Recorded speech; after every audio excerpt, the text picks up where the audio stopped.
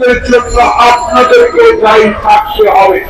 কারণ বাংলাদেশের ইতিহাসে সবচেয়ে কলঙ্কময় অধ্যায় এই 15 বছর মাত্র বিএনপির নেতাকর্মী জন্য বেগম জিয়া যেই সেনা প্রধান ছিলেন তার সঙ্গে যিনি বাংলাদেশে স্বাধীনতা ঘোষণা করেছিলেন সেই জিয়া রহমানের স্ত্রী আজকে কারাগারে। কি প্রশ্নের জবাব আপনি দিতে পারবেন না?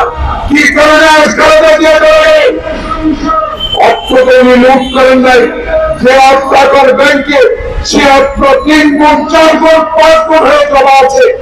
আজকে কিন্তু আমাদের মৃত্যুর পথে লড়াই করছেন, আজও কেন তার মুক্তি হচ্ছে না?